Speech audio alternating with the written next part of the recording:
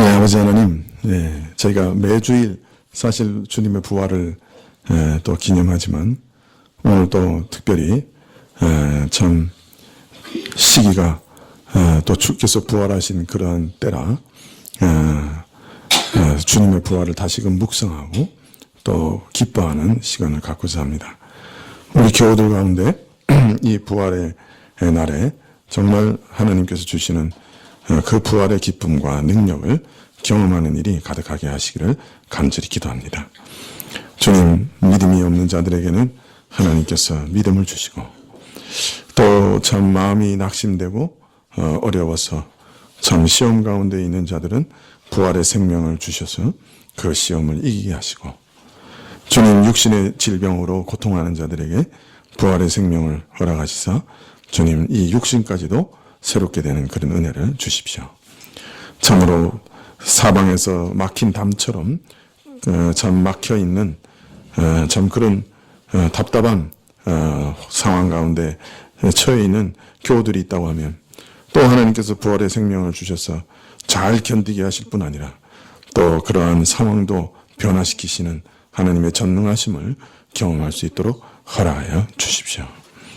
주님, 자녀들에게 또 이 부활의 날에 주께서 부활하신 것에 대한 참된 믿음을 허락해 주시고 또 자녀들도 다 이러한 부활에 참여하며 또 영원한 생명에 참여하는 그런 복을 저희에게 허락하여 주십시오.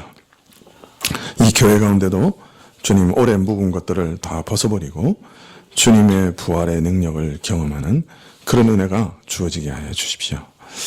참으로 주님, 우리 안에 정직하게 고백드릴 수밖에 없는 것은 저희가 코로 호흡하는 일도 주님의 은혜요. 참으로 이 땅에서 삶을 영위하며 필요를 채우는 것조차도 저희 힘으로 되지 않고 오직 하나님의 은혜로만 되는 것을 고백합니다. 그러할진대 참으로 우리 영혼이 살아나는 은혜가 어찌 하나님 한 분의 주시는 은혜와 축복으로 되지 않겠습니까? 저희 것은 아무것도 개입할 수 없음을 주님께 고백드리고 오직 하늘로부터 오는 은혜로만 그 모든 일이 되어지는 것을 고백하오니 아버지 하나님, 우리에게 그 복을 주시옵소서. 주님, 이 땅에서 받을 수 있는 최고의 복을 주시옵소서. 하나님을 알고 또 그리스도를 나의 주 나의 하나님으로 믿으며 우리 영혼을 의탁하는 그런 최고의 복을 저희에게 허락해 주시기를 간절히 구합니다. 주님, 이 나라의 참 교회들을 생각할 때 참 어떻게 기도해야 할지 막막하고 비참한 마음과 답답한 마음, 참 고통스러운 마음밖에 없습니다. 참 나라가 위기에 처했을 때 교회가 항상 모여 하나님 앞에 애끓게 기도하며 회개하며 자신들의 마음을 돌이켰던 것을 기억합니다. 이 나라 가운데 저는 위기를 주시는데 이 교회가 어찌 이리 잠잠한지요. 주님, 불쌍히 여겨 주시옵소서. 참으로 회개의 영을 허락해 주시옵소서. 주의 부활을 통해 우리에게 값없이 허락하시는 성령 하나님, 참으로 우리를 회개케 하시는 성령께서 이 민족교회 가운데 충만하게 임하셔서 참으로 자신들의 모습을 볼 수 있는 눈을 주시고 가슴을 찢고 참으로 회개할 때가 되었음을 알게 하시고 참으로 하나님께 나아가 온 교회가, 온 교회의 교우들이 하나님께 진실로 나아가 회개하는 그런 일들이 일어날 수 있도록 허락하여 주시옵소서. 이 나라가 참 여러 번 위기를 겪었지만은 또 위기 앞에 서게 되었습니다. 하나님 아버지, 참 불쌍히 여겨 주시옵소서. 저희 죄대로 갚지 마옵소서. 주께서 우리의 행실대로 갚으신다고 하면 참으로 우리가 어떻게 주의 진노를 감당할 수 있겠습니까? 참 이 나라의 현실이 참 비참합니다. 참 이 나라 안에 있는 백성들의 죄가 참으로 엄중합니다. 하나님, 뭐라고 하나님께 고백하고 또 용서를 구하며 자비를 구할지 모르겠습니다. 저희가 받아야 할 것은 하나님의 심판과 진노가 마땅하오나 아버지 하나님, 그러나 하나님의 크신 긍휼과 또 이 민족을 들어 온 세계 만방에 복음을 전하고자 하시는 하나님의 놀라운 계획을 인해 이 민족을 지탱케 하시고 용서하여 주시옵소서. 주님, 하늘에서 불벼락이 내리지 않도록 주님 불쌍히 여겨 주시옵소서. 주님이 우리를 용서하시고 우리 생명을 연장시키시기를 간절히 기도드립니다. 아버지 하나님, 오늘도 주님 앞에 저희 가진 예물을 드리고 또 주님의 부활을 인한 감사의 예물을 주께 드리오니 주님께서 이것 받으시옵소서.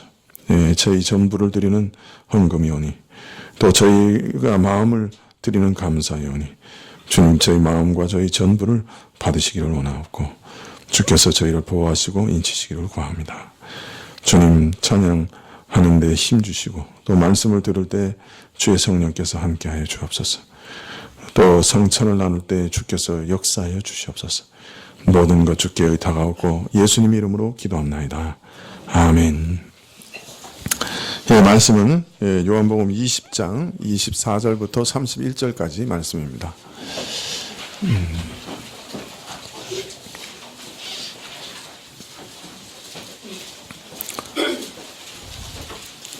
요한복음 20장 24절부터 31절까지 말씀입니다.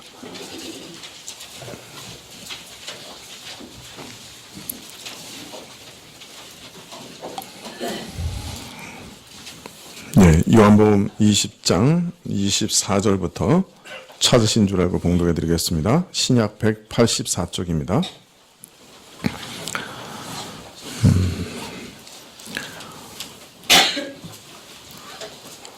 열두 제자 중에 하나인 디두모라 하는 도마는 예수 오셨을 때 함께 있지 아니한지라. 다른 제자들이 그에게 이르되 우리가 주를 보았노라 하니 도마가 가로되 내가 그 손에 못자국을 보며 내 손가락을 그 못자국에 넣으며 내 손을 그 옆구리에 넣어 보지 않고는 믿지 아니하겠노라 하니라.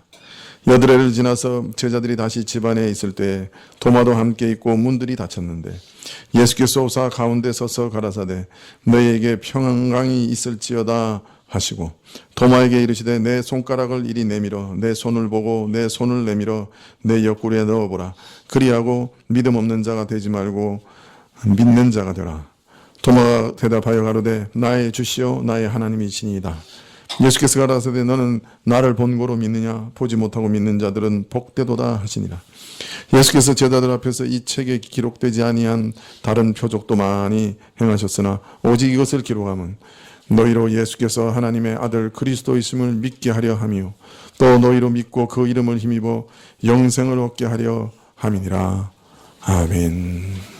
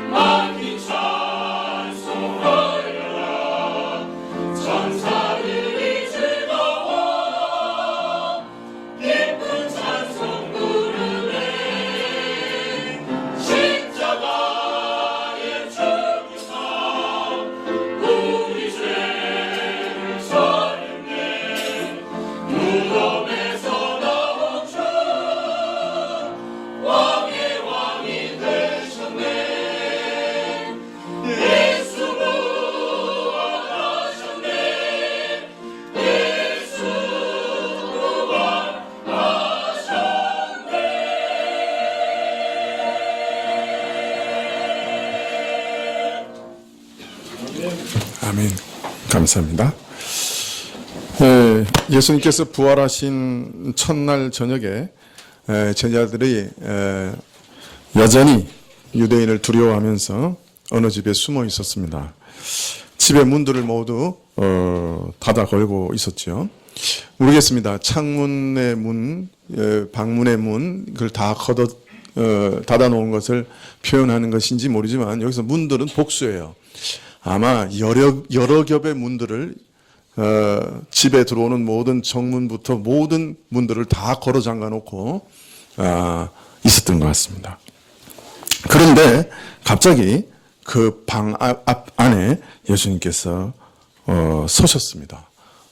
들어오셔서 어떻게 들어오셨는지 모르는데 들어오셔서 서셨습니다. 그리고 자신이 부활하신 증거를 보이시되 손에 못자국을 또 옆구리에 상처를 이렇게 다 보여주셨죠. 그리고 제자들에게는 평안을 전하시고 성령을 주시며 죄사함의 복음을 전하는 명령을 주셨습니다. 자, 그런데 오늘 말씀해 보면 마침 그 자리에 무슨 연유였는지 모르지만 12제자 중에 하나인 도마는 없었습니다. 그래서 다른 제자들이 우리가 부활하신 예수님을 보았다 그렇게 말해도 도마는 이 사실을 도무지 믿지 못했어요. 그래서 내가 그 손에 못자국의 자리를 보고 내 손가락을 그 못자국 자리에 넣어보고 창에 찔린 옆구리에 내 손을 넣어보기 전에는 결코 믿지 않겠다. 그렇게 단정적으로 얘기를 합니다. 도마가 왜 이렇게 자신들이 목격한 사실을 전하는 제자들의 말까지 극구 부인하였는지 그 자세한 내막은 알 길이 없습니다. 본래 믿음이 없고 의심이 많은 사람이었는지 아니면 예수님의 죽음에 대해서 너무나 큰 충격과 좌절과 상처를 받았기 때문에 이렇게 반응한 것인지 아니면 제자들이 본 것은 부활하신 예수님이 아니라 그의 영이라고 생각했기 때문인지 아니면 본래부터 격한 성품 때문에 그 표현이 늘 이렇게 과격한 것이었는지 우리는 잘 알 수 없습니다. 이전에 예수께서 죽은 나사로를 살리러 유대로 들어가실 때 당시 유대인들의 험악한 분위기를 잘 아는 도마는 우리도 주와 함께 죽으러 가자 그렇게 말한 적이 있습니다. 그처럼 도마의 성격은 어떤 면에서는 격정적이고 좀 극단적이죠. 외골수적인 기질이 있는 사람이었습니다. 그의 생각과 행동은 부러지기는 하여도 휘어지기는 잘 못하는 그런 사람이었죠. 자, 그런데 여드레 후에 도마와 제자들이 다 함께 있는 자리에 이전과 같이 예수님께서 그들을 찾아 오셨습니다. 문들은 역시 굳게 잠겨 있었는데 예수님께서 제자들 가운데 서셨습니다. 그리고 또다시 평안할지어다 라고 말씀하십니다. 그리고 이제 도마를 향해서 이렇게 말씀하십니다. 내 손가락을 여기에 대어봐라. 내 손가락을 가져다가 내 옆구리에 넣어봐라.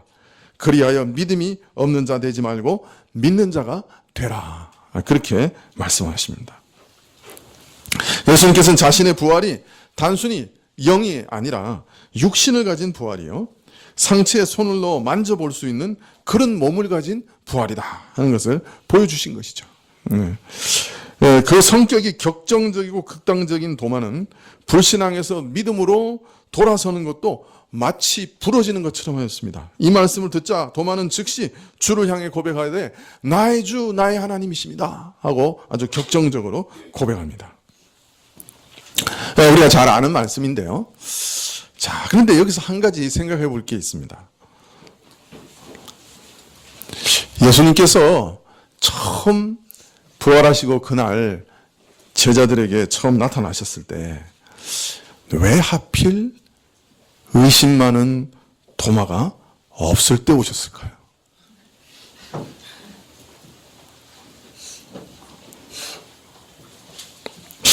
부활하신 예수님의 모습을 목격하는 것이 누구에게 가장 필요한 일이었겠습니까? 모두 다 제자들에게 다 필요했겠지만 의심 많은 도마에게 어떤 면에서는 가장 필요한 일이었다고 하면 도마가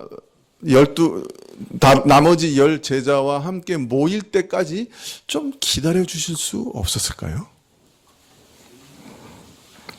부활 후 첫날에 제자들을 꼭 만나기 위해 도마가 없을지라도 오실 필요가 있었다고 하면 왜 여드레, 즉 8일이나 지난 후에 도마를 만나셨을까요?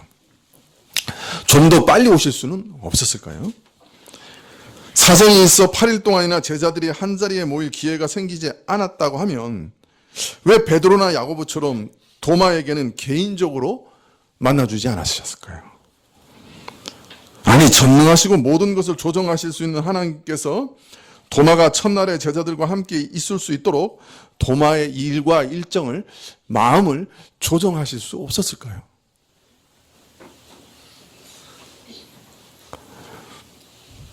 성경 읽으면서 별걸 다 생각한다고 생각하실지 모르겠는데, 성경은 항상 이렇게 의문을 가지고 보면 거기 이상하게 많은 행간의 의미들을 읽게 됩니다.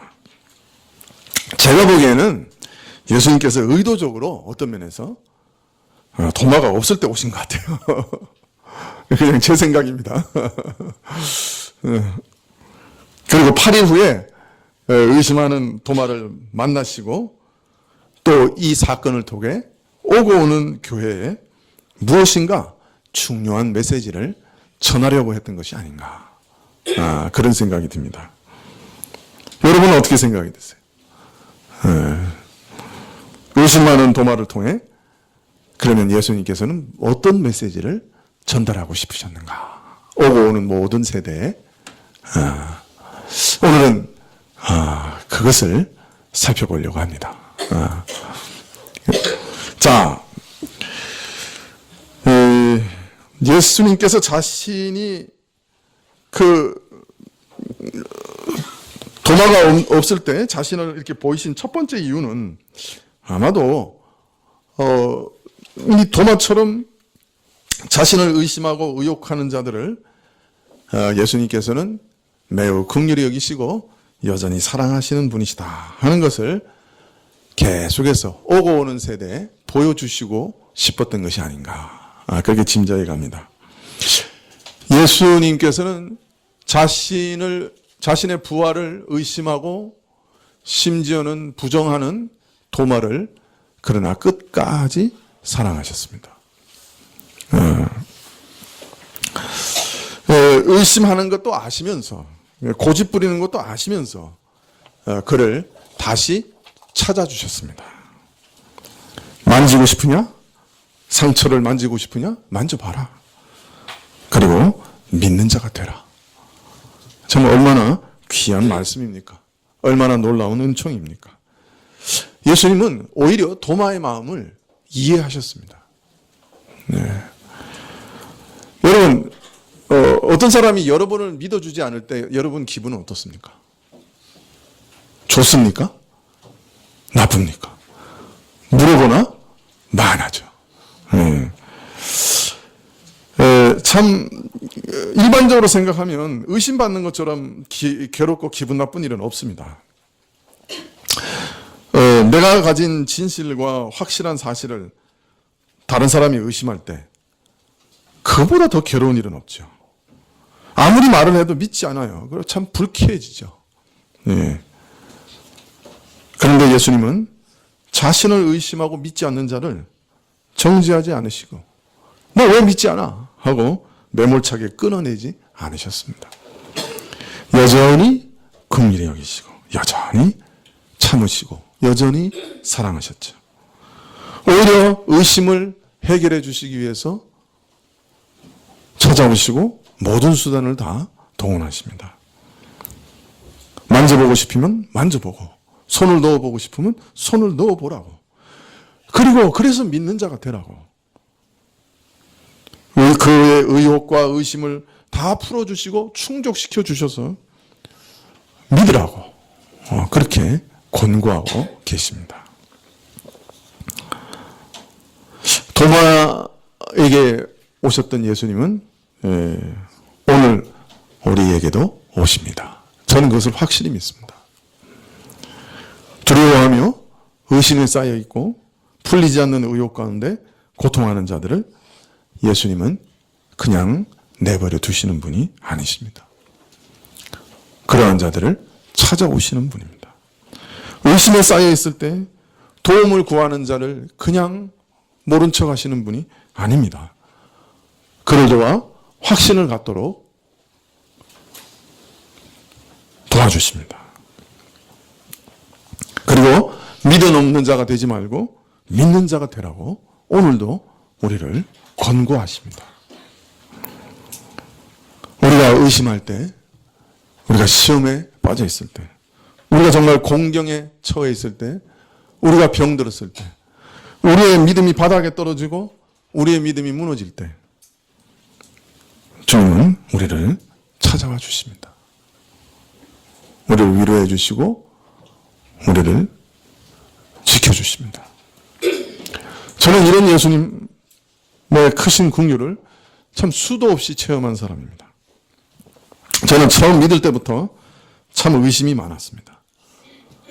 어떤 때는 풀리지 않는 의문 때문에 하루 종일 방바닥을 떼굴떼굴 굴러다닌 적도 있습니다. 1주일, 2주일, 3주일 그저 이 의심만 풀어달라고 그 기도만 하고 온종일 다닐 때도 많았습니다. 근데 기이한 것은 그때마다 예수님은 제 의심을 풀어주셨어요. 어떤 때는 설교를 듣다가 깨닫게 하시기도 하고 또 어떤 때는 어떤 책을 통해서 의심과 시험을 풀어주시기도 하고 또 어떤 때는 사람들을 통해서 사람과 대화하다가 참 의심을 풀어주시기도 하고 사실 제가 걸리지 않은 게 별로 없었어요. 진화론, 지질학, 천문학, UFO, 불교, 여러 동양 사상들, 철학들, 신비 종교 제가 하여튼 안 걸려 있었던 게 없었어요. 제가 초등학교 2학년 때부터 마구잡이로 책을 읽었거든요. 초등학교 4학년 때 제가 우리 학교 도서관장을 했습니다. 그래가지고 어느 도서관에서 일주일에 버스 2대분의 책이 왔어요. 그래가지고 그걸 계속 바꿔줬어요. 제가 밤늦게까지 거의 앉아가지고 책만 봤습니다. 온통 잡동사니를 봐가지고 나중에 예수님 믿으려니 그냥 의심 덩어리가 됐어요. 그런데 주님께서 나를 버리지 않으셨지요. 참 오랫동안 참아주셨지요. 그 모든 독을, 그 의심의 독을 다 제거할 때까지 하나님은 또 참아주시고 또 참아주시고 친절하게 대답해 주시죠. 그리고 하나하나 해결해 주셨지요. 어떤 때는 이 땅에서는 해결할 수 없는 질문이라고 알려주시기도 했죠. 믿음 없는 자가 되지 말고 믿는 자가 되라고 권면해 주셨죠. 도마 같은 자를 버리지 않으신 은혜 때문에 사실 오늘 제가 여기 서 있습니다. 우리 주님은 의심하고 의혹하는 자를 버리지 않으십니다. 주님께 나아가 그 의심을 그대로 아뢰고 이 문제를 해결해 달라고 기도하면 하나님께서 그 문제를 해결할 능력이 있는 전능자시더라고요. 예수님께서 도마에게 의심의 시간을 허락하신 둘째 이유는 더 확실하고 더 깊고 더 분명한 신앙으로 나가게 하시기 위해서였습니다. 부활하신 주님을 만난 도마는 엄청난 믿음의 도약을 합니다. 통상적으로 우리가 생각할 때 주의 부활을 의심하다가 도마가 주님을 만났어요. 그러면 도마는 어떤 고백을 하는 게 이게 자연스러운 고백일까요? 주님 부활한 거 안 믿었는데 부활하셨네요. 이제부터는 제가 주의 부활을 믿겠습니다. 이렇게 나오는 게 정상적일 거예요. 근데 도마는 아주 이상한 고백을 합니다. 주님은 나의 주님이시고 나의 하나님이십니다. 그렇게 고백을 해요. 참 예수님께서 메시아시다. 하늘과 땅의 모든 권세를 아버지로부터 받은 참된 메시아. 그리스도 주님이시다. 그리고 살아계신 하나님의 아들이시다. 영원한 성자 하나님이시다. 그걸 고백하고 있는 것이에요. 또 여기서 주목할 것은 도마가 고백할 때 주는 하나님이십니다 라고 고백한 게 아니고 나의 주, 나의 하나님이시라고 고백합니다. 예수님을 그냥 땅끝까지 하나님께서 모든 것을 그 소유로 주신 그리스도이심을, 메시아이심을 고백하고 예수님을 만유의 왕, 하나님의 아들이심을 객관적으로 인정한 것뿐만 아니라 바로 나의 주, 나의 하나님이시다. 나를 위해 죽으신 메시아요, 나의 왕이시다 하는 것을 고백했던 것입니다. 객관적인 지식으로, 보편 타당한 지식으로 예수님께서 주되심을 고백하였을 뿐 아니라 이러한 주께서 나에게 어떤 분이시냐 하는 것을 직접 고백했던 것이죠. 내가 예수 그리스도를 어떻게 믿고 받아들이는지, 어떤 분으로 영접하는지를 고백했던 것입니다. 나를 위해 죽으시고 내 죄사함을 위해 십자가에서 죽으시고 나로 하나님의 자녀가 되게 하시는 메시아시요 내 영혼을 들여 섬겨야 할 나의 하나님이십니다. 이렇게 고백했던 것이죠. 왜 어떻게 해서 도마는 갑자기 이런 고백을 하게 됐을까요? 왜 여기서 갑자기 예수님의 부활하신 것을 만난 이후에 나의 주 나의 하나님입니다 라고 고백하게 됐을까요? 아마도 이 여드레 후회라는 말이 그 말 속에 비밀이 있지 않나 그렇게 생각이 듭니다. 도마는 의문이 많은 사람이죠. 의문이 많다는 사실은 생각이 많다는 뜻입니다. 그런 도마였으니 다른 제자들로부터 부활한 주님을 만난 얘기를 듣고 나서 여드레 동안 8일 동안 그 문제에 대해서 많은 생각을 했을 겁니다. 믿을 수 없다고 말은 해놓았지만 그 생각을 떨쳐버리지는 못했을 거예요. 아직 믿을 수는 없지만 혹시 그것이 사실일지도 모른다는 생각도 없지 않았을 겁니다. 도마는 속으로 생각했을 겁니다. 정말 예수님께서 부활하셨다면 그 의미는 도대체 무엇인가? 이건 무엇을 뜻하는 것인가? 여드레는 매우 긴 시간이죠. 특별히 의심과 의혹에 쌓여 있는 사람에게 8일은 참 기나긴 시간입니다. 제가 경험해 보서 알죠. 그러니 얼마나 많은 생각을 했겠습니까? 도마는 그 많은 생각 끝에 성령의 역사로 어떤 빛을 얻었겠죠. 밝음을 얻었겠죠. 그래서 잠정적인 어떤 결론을 얻었을 겁니다. 도마는 예수님께서 십자가에서 죽으시는 그때 큰 혼돈 속에 빠졌습니다. 엄청난 혼돈에 빠졌죠. 예루살렘에 당도한 이후에 예수님의 모습은 정말 이해할 수가 없었어요. 갈릴리로부터 지금까지 꾸준하게 드러내셨던 그 엄청난 능력은 어디로 갔는지 다 사라지고, 참 그분의 능력이라면 단숨에 로마 군인을 몰아내고 하나님 나라를 바로 건설하실 수 있을 것 같았는데, 그분이 예루살렘에 도착하자 마치 밧다리가 방전된 것처럼 아주 무력하게 모욕과 고난을 받으시고 또 심지어는 십자가에 수치스러운 죽음을 당하시는 거예요.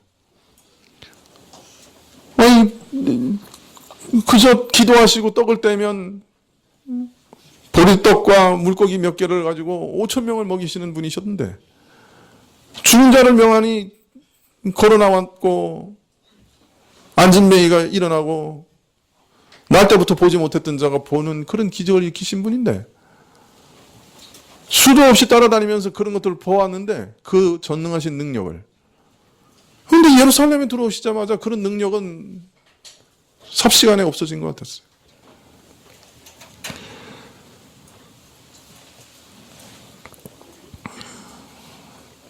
도마는 예수님께 무슨 일이 일어났는지 도무지 이해할 수가 없었어요. 그런데 그분이 부활했다는 소식을 듣게 됐어요. 그런 소식을 접하게 됐어요. 만약 예수님이 부활하셨다면 이건 무엇을 의미하는 것인가? 부활이 사실이라면 예수님의 죽음은 도대체 무슨 의미가 있는가? 왜 그가 십자가에 죽으시고 또 부활하셨는가? 이 죽음은 보통 죽음은 아니구나. 이 죽음은 한 인간의 그냥 비극적인 죽음이 아니구나. 이것은 구약에서 예언했던 메시아의 죽음이고, 하나님의 아들께서 모든 죄인들을 위해 가장 낮고 처참한 곳까지 내려가신 기이한 사건이구나. 그러한 것을 도마는 어렴풋이 깨닫게 되는지도 모릅니다. 그 깊은 뜻을 다 헤아려 알 수는 없었을지 모르지만 십자가에서 예수께서 당하신 죽음은 매우 특별한 것이다 하는 사실을 깨닫게 되었을 겁니다. 십자가의 죽음이 이렇게 해석이 되자 살아생전에 그분이 하셨던 이해하기 어려운 말씀들이 이해가 되고 납득이 되기 시작합니다. 그분의 행동과 그분의 생활 방식이 이해가 되기 시작합니다.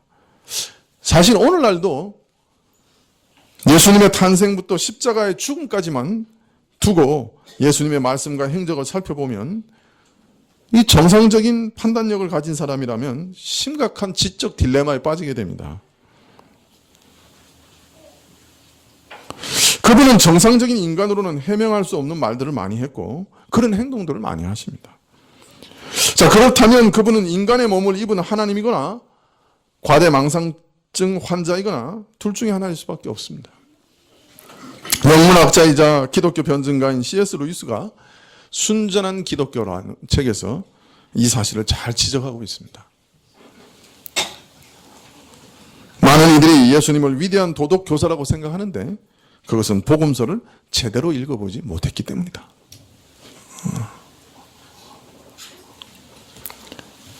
예수님께서 부활하셨다는 사실은 이 딜레마를 해결해 줍니다. 만약 그분이 십자가에서의 비극적인 삶으로 인생을 마쳤다면 그분은 과대망상증 환자일 가능성이 다분합니다. 부활하신 주님을 다시 만나기 전까지 도마도 그렇게 생각했을지 모릅니다. 야, 내가 예수님께 속았나? 이상한 분한테 3년 동안 그냥 얼렁뚱땅 끌려다녔나? 이제부터는 내가 어떻게 살아야 되지? 그런 고민이 있었을지 모릅니다. 그러다가 부활하셨다는 소식을 들었습니다. 만일 부활한 것이 사실이라면 그는 과대망상증 환자가 아니라 인간의 몸을 입고 오신 하나님이 맞다. 도마는 결론 내렸을 겁니다. 이와 같은 결론을 이미 마음에 담고 있었기 때문에 도마는 부활하신 주님을 만났을 때 나의 주님, 나의 하나님이라고 고백할 수밖에 없었던 거죠. 도마는 주님의 부활 문제에 대해서 8일 동안 진지한 고민을 했습니다. 부활 사건의 의미를 깨달으려고 노력했습니다. 성령께서 그 마음에 희미하지만 빛을 주셨습니다. 그래서 부활에 대해서 도마가 가장 늦게 믿었지만 그는 가장 먼저 부활신앙의 그 핵심을 고백하는 믿음의 도약을 이루었습니다. 나의 주, 나의 하나님. 이게 사도신경의 원형이에요. 사도신경을 제일 먼저 고백한 사람이 누구예요? 도마예요.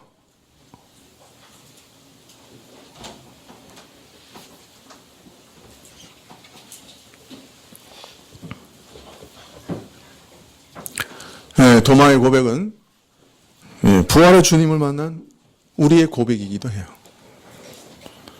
도마는 이후 자신을 전적으로 주님께 굴복시킵니다. 정말 예수님이 자신의 주인이라고 믿고 살게 됩니다. 자신의 인생을 그 주님께 위임합니다. 주님이 결정하신 대로 따르고 주님이 결정하신 대로 결심하고 도마는 페르시아를 거쳐서 인도까지 가서 복음을 전합니다. 주 72년경에 순교했다고 전해집니다. 의심 많은 제자였으나 변화된 이후에 가장 충성된 사도로 살았습니다. 오늘도 이 부활을 하신 날에 여러분 다 부활의 주님을 만나시기를 원합니다. 우리를 지금도 찾아오시고 우리의 의심을 해결해 주시고 우리에게 믿음을 주시는 예수님을 만나시기를 원합니다. 그리고 도마처럼 나의 주, 나의 하나님이십니다 라고 고백하는 복된 믿음의 성도들이 다 되시기를 빕니다. 네. 여기서 그치면 좋겠는데. 마지막으로 정말 도마가 없을 때 제자들을 방문하신 가장 중요한 목적이 하나 더 남아 있습니다. 네, 그것은 요한복음 20장 29절 말씀 때문에 어떤 면에서는 예수님께서 도마가 없을 때 오셨던 것이죠. 요한복음 20장 29절에 이 말씀 주시기 위해서 지체하셨던 것이죠. 예수께서 가라사대 너는 나를 본고로 믿느냐? 보지 못하고 믿는 자들은 복되도다. 얼핏 생각하면 다른 사도들의 증거를 믿지 않는 도마의 불신앙을 책망하시는 것 같아요. 그래서 보지 않고 믿는 자가, 다른 사도들의 증거를 듣기만 하고 믿는 자가 더 복되다 하시는 것처럼 들립니다. 그러나 가만히 생각해보면 실제로 그렇지 않죠. 왜냐하면 다른 모든 열제자들도 도마처럼 예수님을 보지 않고 믿었습니까? 아니면 본 후에 믿었습니까? 예수님이 나타나셔서 보여주셨죠. 예수님을 본 이후에 믿은 거예요. 그러니까 도마나 다른 열제자나 큰 차이가 없어요. 다 예수님 보고 믿었어요. 자, 그렇다면 이 말씀은 뭘 의미하는 말씀일까요?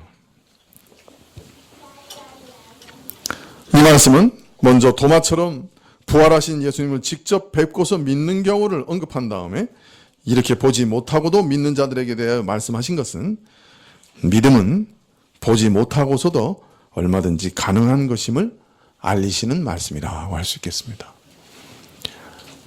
너희는 보면서 믿었지만 보지 않고도 믿는 방식이 있다. 보지 않고 믿는 방식도 있다. 그리고 그것이 더 복되다. 더 나아가서 보는 것만으로 믿을 수 있는 것이 아니다 라는 사실을 또한 알리는 말씀이기도 합니다. 아니, 진정한 믿음에 이르는 그 축복은 보는 것과는 상관없는 것이다 라는 말씀이기도 합니다.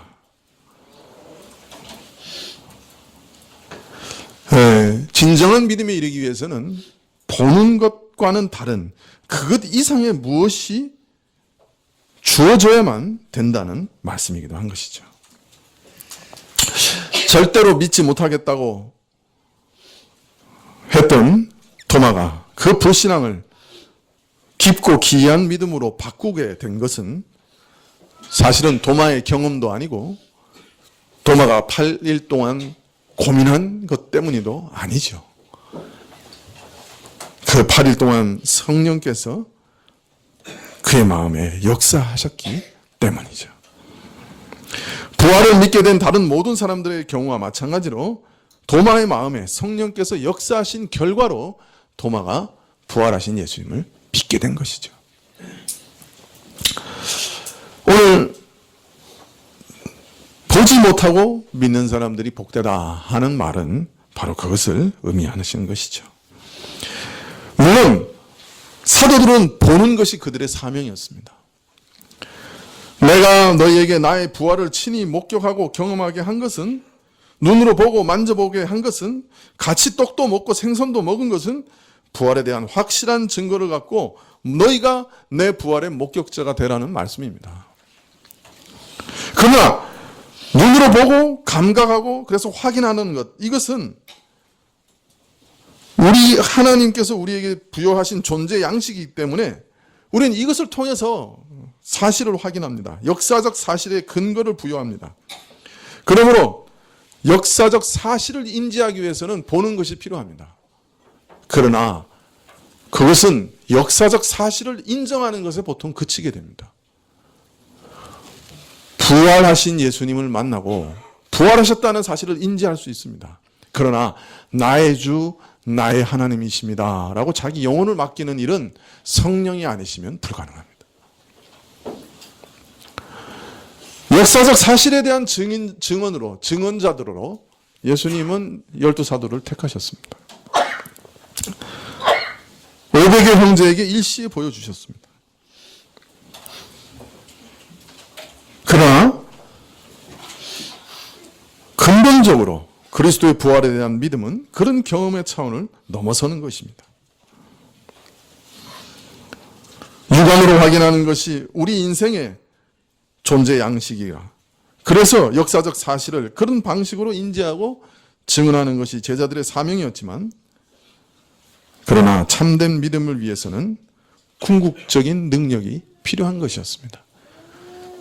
성령이 역사하셔야만 나의 주, 나의 하나님입니다 라고 자기 영혼을 주님께 맡길 수 있는 것입니다.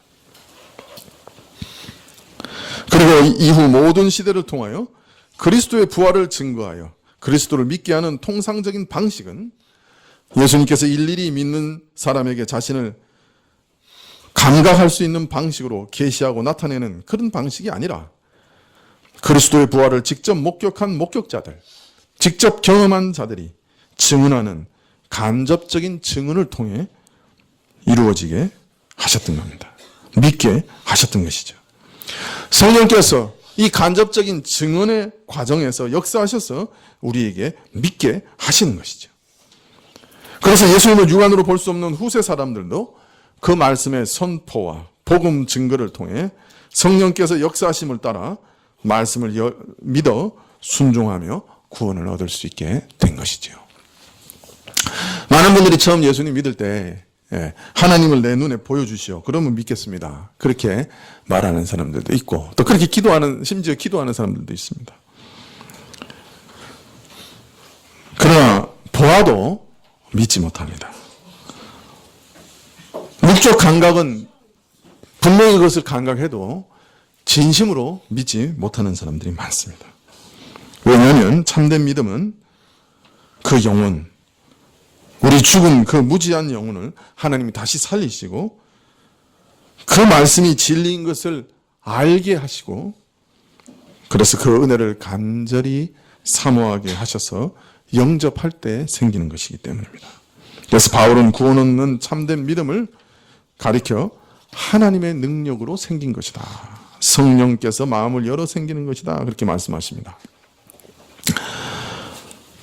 그리고 나서 30절에 이렇게 얘기하십니다.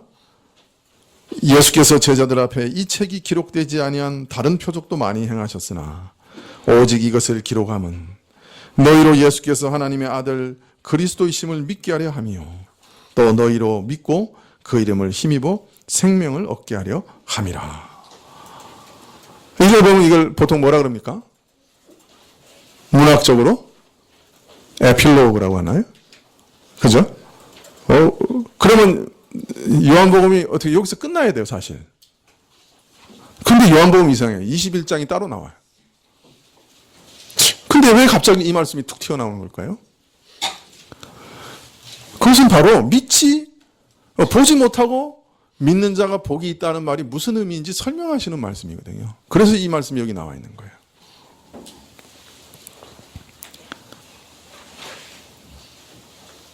부활의 주님을 이후 세대는 어떻게 만나게 되는가?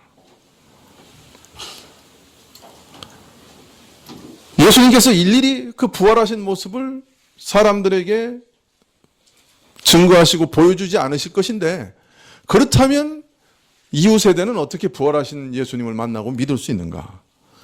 오늘 그 얘기를 하시기 위해서 이걸 기록한 거예요. 에필로그 같은 이 말을.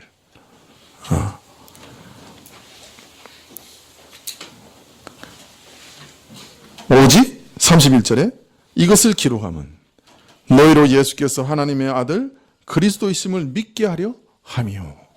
예. 자, 어떤 방식으로 이제 우리는 부활하신 예수님을 만나게 됩니까? 예, 사도가 기록하신 말씀을 통해서 부활하신 예수님을 만나게 되는 것이에요. 오늘 예수님께서 너희가 보지 않고 믿는 것이 복되도다 하신 말씀은 참으로 중요한 말씀이죠. 왜냐하면 이 말씀은 부활을 육안으로 본 사도들의 증거를 통해, 이 부활을 경험한 목적자들이 기록한 성경을 통해 오고 오는 세대의 수많은 사람들이 예수님을 만나고 구원을 얻게 될 것을 말씀하시는 것이기 때문입니다. 그리고 나서 그래서 성경을 기록했고 이 성경을 통해서 구원을 얻게 된다라고 요한은 부언 설명을 하고 계시는 거예요. 즉 보지 않고 믿는 것은 어떤 방식으로 이루어지느냐? 어떻게 보지 않는데 우리는 예수님을 사랑하게 되고 그분을 만나게 되고 그분께 내 영혼을 맡기게 되느냐? 그걸 얘기하고 있는 것이죠. 바로 성경을 통해서, 사도들의 증언을 통해서 우리는 살아계신 예수님을 성령 하나님과 안에서 만나게 된다 하고 말씀하고 계시는 거예요. 그래서 우리 심령이 예수님을 만나고 그를 영접하고 그를 누리고, 그래서 그의 모든 축복, 의와 영생, 은혜를 다 사도와 동일하게 누리게 되는 것입니다. 그래서 31절에 또 너희로 믿고 그 이름을 힘입어 생명을 얻게 하려 함이라, 그렇게 말씀하신 거예요. 예수님께서는 이 말씀을 하고 싶으셨던 것 같아요. 이후에 내가 부활하여 승천하고 하나님 우편에 앉은 이후에 이 땅의 신자들은 어떻게 부활하신 예수님 자신을 만날 수 있는가, 이것 알려주시려고 도마에게 일부러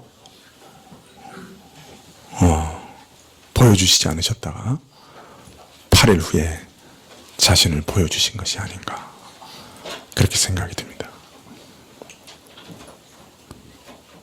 기도하시겠습니다.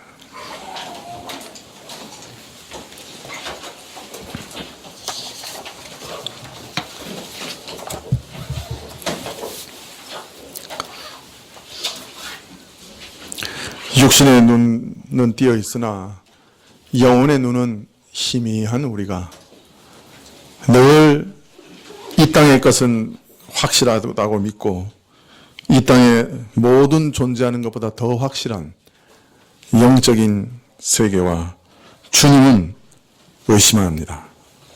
주여, 우리 눈을 더 활짝 열어주셔서 우리 눈으로 보고 손으로 만지고 하는 그 모든 세계보다 주님이 계시는 그 영적인 세계가 더 영원하고 더 확실하다고 하는 것을 알게 하여 주시옵소서. 오늘 우리 눈으로 보고 우리 손으로 만지는 이 피조물보다, 이 피조 세계보다 오늘 이 성경에 기록하신 한 말씀 한 말씀이 더 확실하고 더 분명하고 더 영원한 것을 저희로 믿게 하여 주시옵소서. 오늘도 이 말씀을 통해 부활하신 주님을 만나게 하시고 너희가 참으로 나를 만져보라고, 그리고 믿음 없는 자가 되지 말고 믿는 자가 되라고 간곡하게 말씀하시는 그 음성도 듣게 해주시고, 그래서 주님을 직접 뵙지는 못하지만 사랑하며 믿는 복을 저희가 이 땅에서 다 누릴 수 있도록 허락해 주시기를 구합니다. 예수님의 이름으로 기도합나이다. 아멘. 예, 157장 찬송하시겠습니다.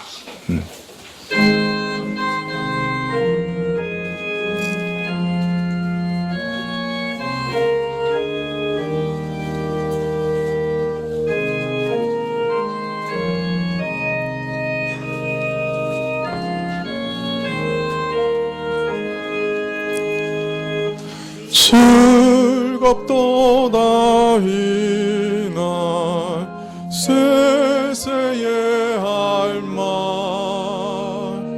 사망 권세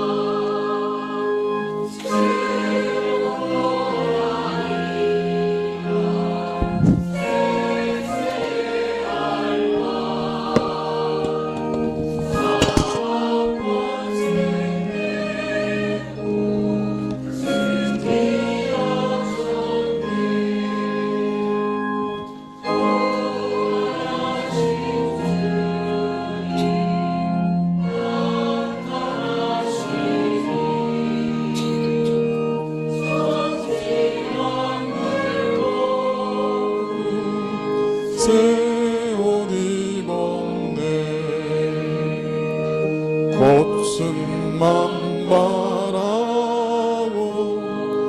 잎이 우러져 승리하신 주를 찬송하도다. 즐겁도다 이날 세세의 알마. 사망 권세 깨고 승리하셨네. 생명의 주 예수 죽음 이기고 캄캄한 길 지나 다시 사셨네. 주의 말씀대로 이루어져서 사흘 만에 다시 살아나셨네. 즐겁도다 이날 세세의 할망. 사망 원세 깨고 승리하셨네.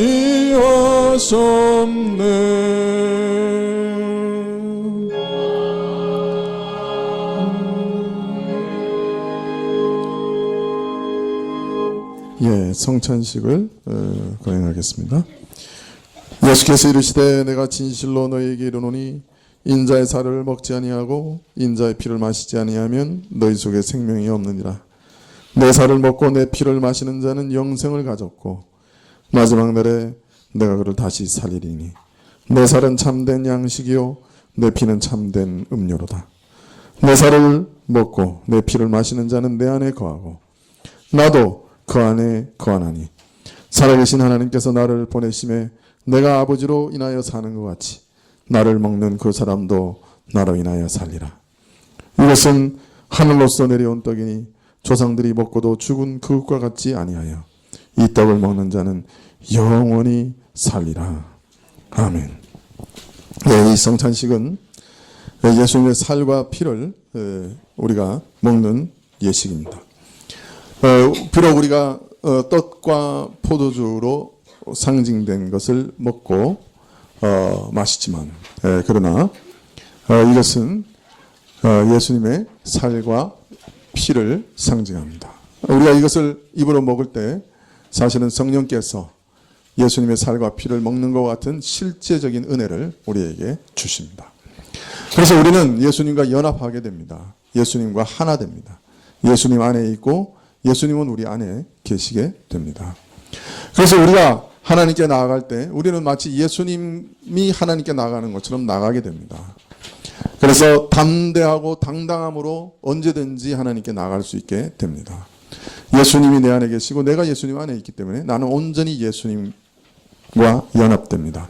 예수님의 모든 의가 내게 주어집니다. 내가 가지고 있었던 모든 죄는 예수님께로 전가됩니다. 옮겨집니다. 내가 받아야 할 지옥의 모든 형벌은 예수님께서 십자가에서 이미 받으셨습니다. 예수님께서 행하신 모든 의는 내게 주어졌습니다. 하나님은 나를 보실 때 예수님처럼, 예수님의 의를 덧입은 사람처럼, 예수님 안에 있는 사람처럼 보십니다. 그리고 예수님처럼 우리도 자신의 자녀로 여기십니다. 그렇기 때문에 우리는 담대하게, 당당하게 하나님께 나갈 수 있습니다. 이러한 은혜를 우리가 이 성찬을 통해 누리게 됩니다. 그래서 이 성찬을 먹고 마시는 자는 영생을 얻게 된다. 누리게 된다. 그렇게 말씀하십니다. 우리가 성찬을 받을 때 항상 조심해야 될 것이 있습니다. 첫 번째는 내가 예수님을 믿는가 하는 것입니다.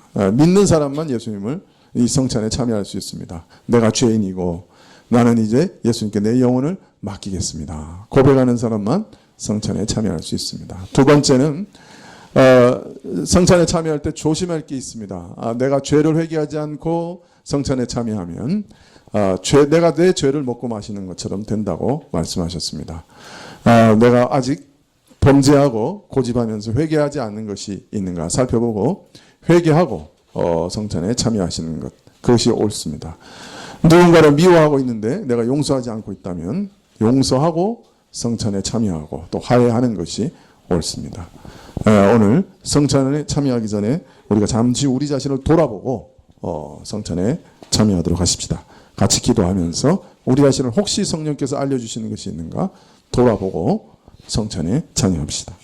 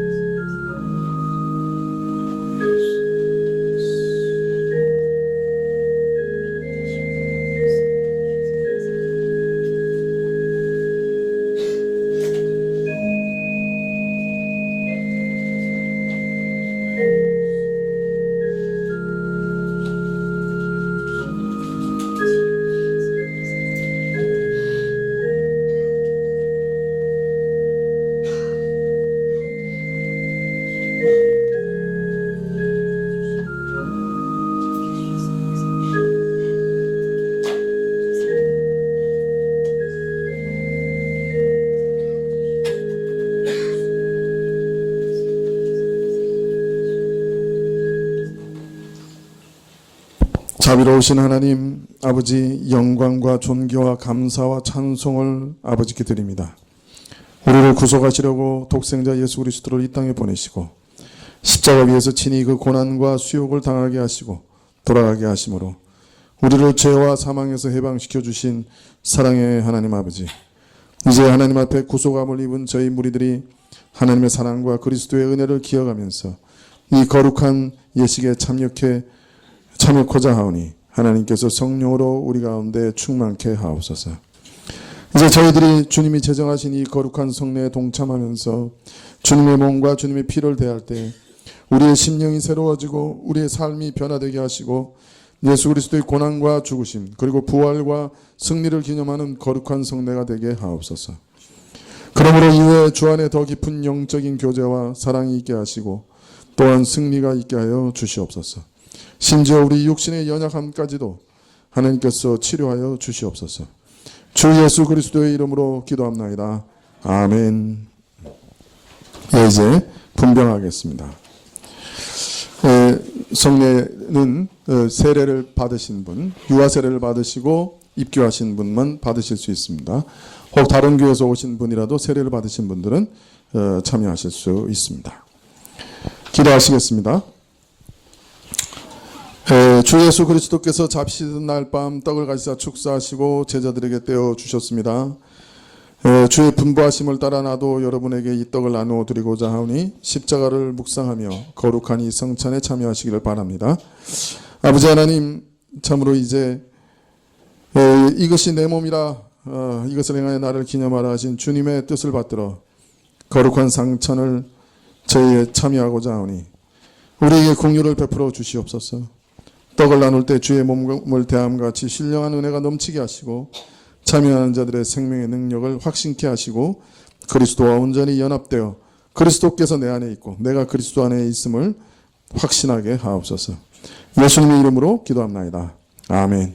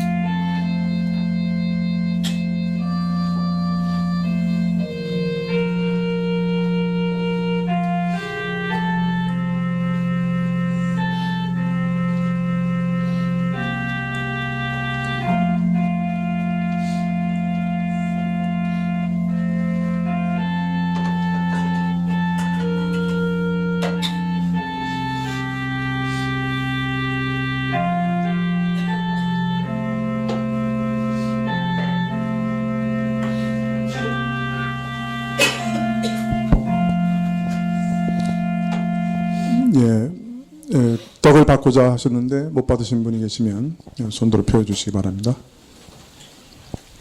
예, 분잔하겠습니다.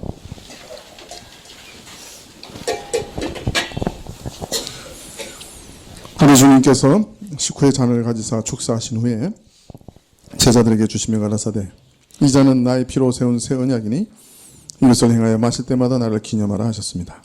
우리가 이 시간 이 잔을 대할 때 주님의 생명과 더욱 연합되는 복된 시간이 될 수 있기를 바랍니다. 이제 함께 기도드리시겠습니다.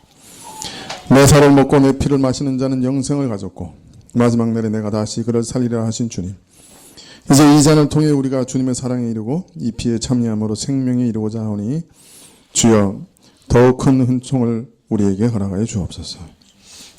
이 떡을 먹고 이 잔을 마실 때 저희 안에 새로운 생명이 충만하게 하옵시고 죄악을 이기게 하시고 새 힘을 주사 이 땅에서 믿음으로 살아가게 하시고 의심과 의욕을 이기게 하시고 모든 근심과 두려움을 이기게 하옵소서. 주님 오실 때까지 주와 연합되는 이 놀라운 은혜에 저희가 거하게 하시고 이것을 믿고 또 확신하게 하옵소서. 그래야 주와 연합되어 마지막에 주 앞에 서게 될 것을 확신케 하옵소서. 예수님의 이름으로 기도합나이다. 아멘.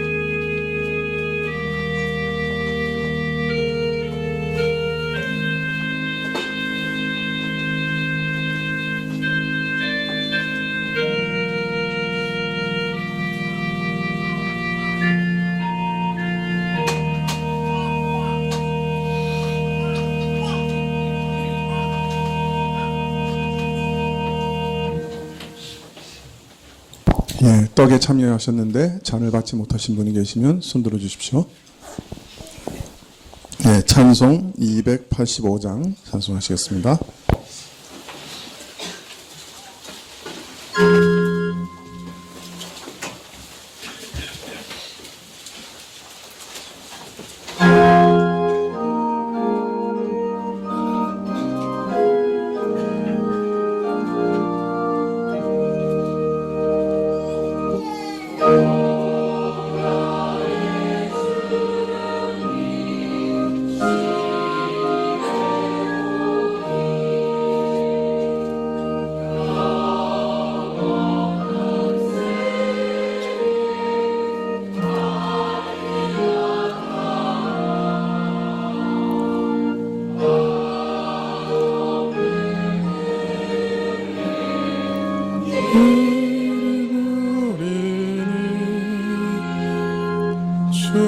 주님께 모든 염려 맡기네.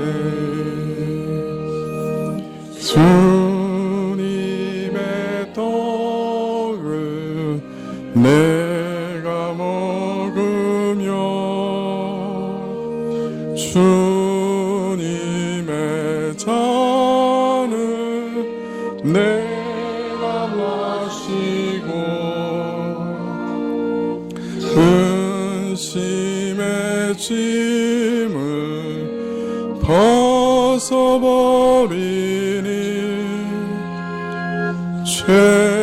죄사함 받아 내 맘 새롭다.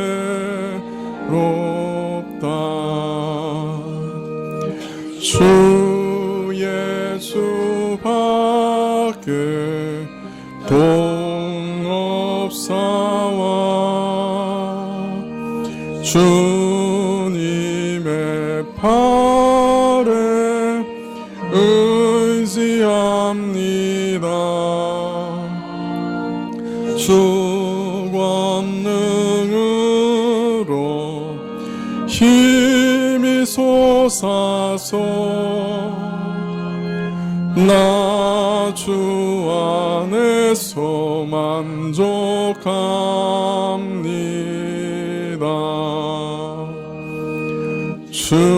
주님의 성찬 받을 때마다 하늘의 기쁨 미리 맛보고 어린 양 잔치 참염같이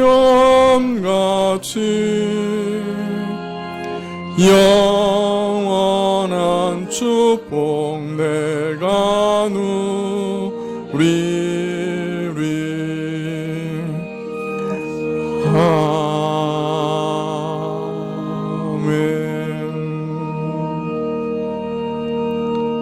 아멘. 네, 기도하시겠습니다.